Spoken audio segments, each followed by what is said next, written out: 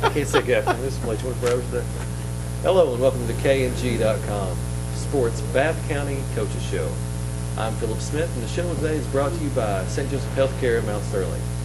We've got a pretty wide panel of guests with me today. Let's go ahead and see what we have with us today. Reed Fields, head football coach at Bath County High School. Marion Baldwin, assistant football coach at Bath County High School.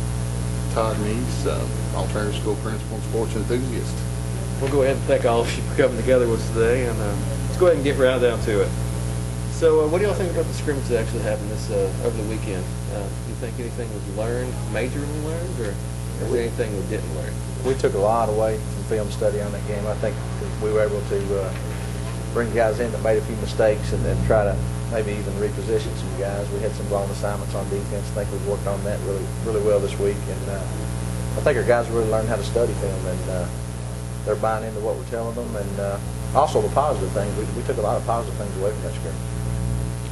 Coach, anything you want to add on that? Yeah, it was just a learning experience for all of us. I was a head coach for the past 4 years, and so I was back in the press box and got to get a different set of eyes back out that I hadn't got to use in a long time. So it was good for me and Coach Fields to be able to interact in that scenario because the box and the field are such a close relationship on Friday nights, and being able to communicate and make adjustments on the fly, and I thought that was good for us to go ahead and get that knocked out.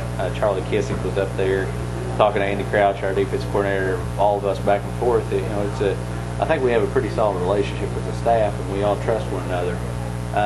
As far as the kids went, there were a lot of positives.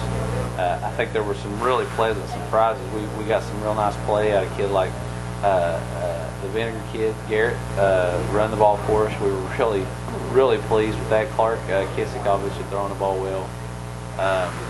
Joe Snediger played a really nice linebacker. Griffin Bradley, those guys stepped up and played well. We've got, like Coach said, we've got some areas to work on. We saw that on film, and that's the all equalizer is film. And the kids can't hide from what they've done, and once they get to see themselves, I think they learn from it a lot better in that aspect. He mentioned being in the booth. That was his choice, by the way. I wanted to be on the sideline with him, and then he said, I think I can do a great job there, and that's just so tremendous having him there and having those eyes, because I'm first year running the system that we put in last year, and I was kind of nervous about that, and having those eyes that really understand what we're looking for and understanding offensively and defensively what we're trying to accomplish, that's huge. Now, from the outside looking in, what do you see? Where do you see the team coming together this season so far? Well, I've had a lot of opportunity to watch them practice and check out what they're doing, and what I'm impressed with is the attitude of the kids in the hallways, the buzz with all the kids that aren't even playing. Everybody's excited about what's going on. And then as far as I'm living over here in the community, and a lot of people in the community are excited about what's going on with the football program. And people are wanting to come out and see the product on the field, and you can't say anything but positive things about what Coach Fields and his staff are doing, what the kids are doing on the field. I mean, they're just putting in the time and the effort. I've seen them in the weight room this summer. I've seen them putting in the extra effort in the preseason practices, and they're just excited, and they're working hard, and they're doing what they're supposed to do to turn things into a positive direction for our program. I saw a bunch. I went to the scrimmage and saw a bunch of T-shirts. What's the back of those T-shirts say? Oh, let's have to attribute that to Coach Charlie Kissick there. He's an NFL fan, and that was the old Al Davis slogan there, just win, baby. So, and I think that's what it comes down to. I mean, I think that's something that we've tried to get these kids to find. Why are you doing this if it's not about wins and losses? We're not out here to have moral victories. Moral victories can only carry you so far. I mean, scrimmage or not, we had some moral victories out of it. We had a lot of losses on it too. We've got to cut out those losses, the negative aspects of what we're doing. Even at practice, we talk about with these kids, take advantage of every time they step on that field, becoming a better football player, becoming a better contributor to Bath County, because not every kid's going to start, not every kid's going to play, but whatever role they have, they've got to win at that role. And I think that Charlie and the staff more wanted that just win, baby, to be just an entire philosophy. To do things right at all times, and then at the end of the day, we put that W on the calendar or on the mark and let everybody know that we worked hard for that thing. Coach Bills, how do you think the winter work when you all did try to do some just training, just get them back in shape and where they need to be? I think dedication in the weight room is at a level we haven't seen as far as just doing what they're supposed to do, and numbers of kids being there. Just amazing to me to see some of the games. If I could show you the board, we started keeping a board chart this year, just kind of a competition, and getting those kids competing, saying, well, if this kid's at that level, I can be there. So, and it was huge competition-wise, and we're getting some shirts printed up as far as our 1,000-pound club is a little bit different in a lot of places. We're going to have we've got the bench press and the incline bench press and the deadlift, and that's a pretty tough 1,000-pound club. And I think right now we have 8 kids in there. So I mean that's huge, and it's a maturity level that we haven't been at, because the past 2 years we've been forced to play freshmen and sophomores. But the benefit of that, those kids have some game experience now, and they're getting some confidence, and they're tired of being 2-9 the past 2 years. I mean, it's kind of growing on them, and I think they're really anxious to be successful on the field. How do you all see offense running this year? Do you see any big formation plans, or we're pretty much just running all the way? Well, I mean, you're not going to see a lot of variations formation-wise from what you saw last year from us, but what you're going to see is probably a lot different philosophy. Coach Fields has taken over the offensive side of the football, and we come from the mindset that if something's working, we're going to run it until they stop it.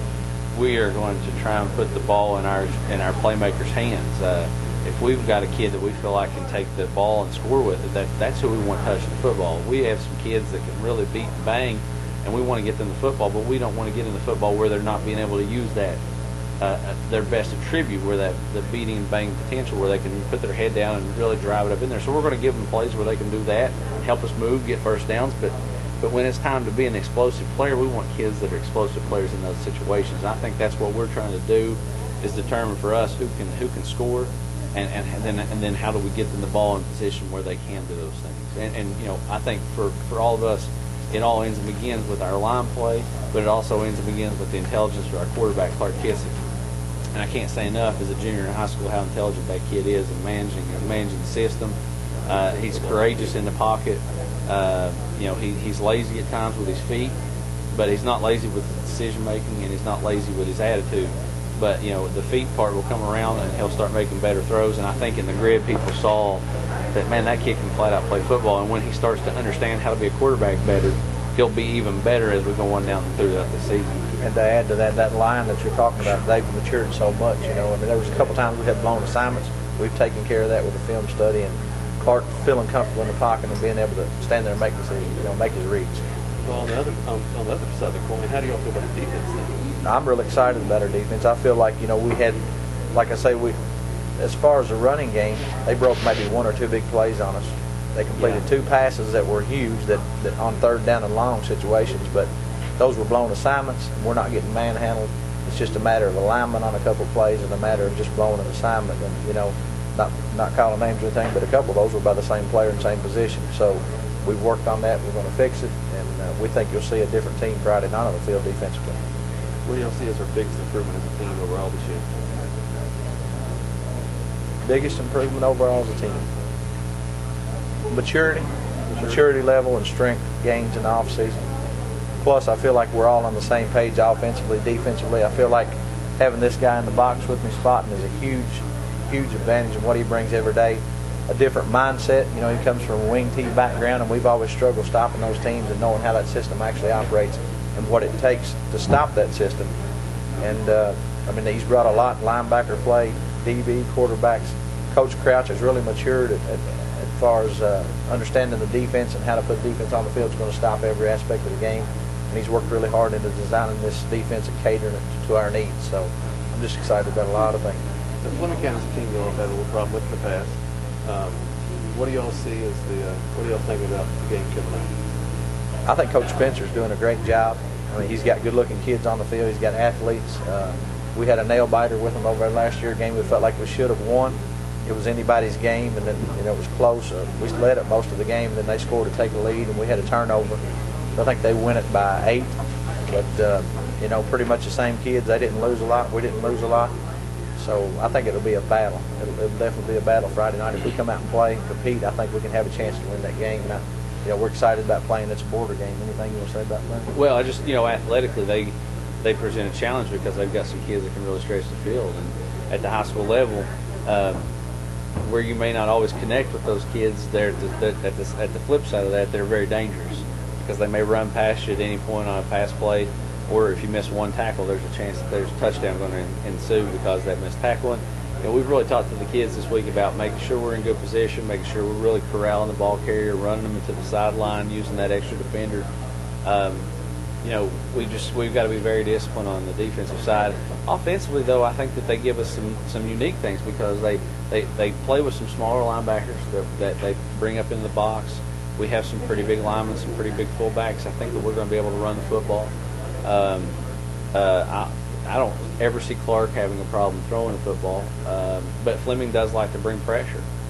So we're going to have to be keyed up on both sides of the ball, very focused in on what they're doing, where the pressure's coming from defensively, and where they're going to try and put pressure on us when they're on offense, because wherever 32 goes, they're going to try and get the ball in that general direction. 25 is a good football player, and hopefully he's able to go and he's healthy. And when we get those kids out there on the field, they're game changers, and we got to be aware of them. What do y'all see as our? What do y'all actually see going on this year? The winning season, turn everything around this year. Do you see it's a rebuilding year, or reloading year, or what do you want to call it? Or do you just see it's just going to be a good year? We're just trying to bring back what we had here 3 or 4 years ago. And we fell off in numbers in classes. I feel like the numbers are there, and I feel like it's our job as a staff to have a winning season. I mean, I feel like the pieces are in place. We're going to adjust, and we've talked. We want to win a conference championship, but our goal was set on that district game, which is week 5. We're going to use all these games to prepare for that district, and it's a new district for us, and we don't know a lot about those opponents we're facing. But don't get me wrong on that. We want to win every game if possible. We feel like it'll be a positive season. If we do things we should, we can have a winning season. Yeah, but the way of the schedule lines out, I mean, you can go 5-3 and be your 4th seed in your district. 6-3 and be the 4th seed in your district, or you can go 4-5 and be the 1 seed in your district. I mean, so that's the thing, is that we're gonna use the first couple games, like Coach said, as a measuring stick. Are you able to play varsity level football? If you're not, we're going to put somebody in there we feel is, because when in the reality, and when it comes down at the end of the day, the EKC is a nice trophy to put up in the trophy case, but as far as state rankings and things like that, it doesn't apply.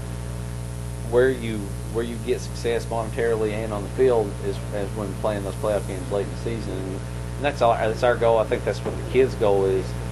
They want to be successful, and it's a good feeling when you're one of those last 16, 8, 4 teams playing. You don't realize it when you're part of the 64 group that's playing on Friday night. But when it gets down to that 32 group and you're like one of the 32 best teams in the state right now, or when it's down to that 18 group, and that it's a whole different feeling right there. And I think these kids, if they can get to that point where they're in that elite group, and they've got the talent to do it, it's just a matter of putting it all together and letting it take place on the field. All right, what do you all think about? What do you think is going to be our big deal? What's going on with special teams this year? Anything big, or anyone actually stepping up to the plate? I think we've got a lot of depth on special teams, and I've pretty much turned that over to Coach Ball, and I'm kind of putting my 2 cents worth in. That was Coach Crouch is kind of the overseer of the defense. I'm the overseer of the offense. He's overseeing special teams, and we're all coaching positions. And I'll let him talk to you a little bit about what we're doing. He probably won't want to give away a lot of things we're doing, but he might talk about some personnel for you there. Yeah, I mean, we've got some kids that, Michael Wells, Jared Castle, are some kids, Vinegar, Chris Withrow. There's some kids that the ball's in their hands in the right situation and blocks occur, they can take back a kick at any time because they've got that kind of speed. They've got that kind of ability with the ball in their hands. We have a very big weapon at our disposal, and that's Jordan Abrams, who he's probably the best junior long snapper in the state, period. And he's probably one of the best junior long snappers in the nation. He's as good as I've ever seen. It's just unreal how good he is. And what people don't understand is at the high school level, that gives you a distinct advantage because, in all honesty, I'm not worried about getting a punt block. I'm not worried about getting a PAT block, and it's not because we're really big up front and we're going to be able to slow people down. It's because the snap gets back there so fast, the kick's going to be off faster than what the defense can react. So we're able to do some things punt and PAT-wise that we probably wouldn't be able to do because we have a kid that can snap as quick as Jordan can. Kicker wise, Sean Harris is kicking PATs.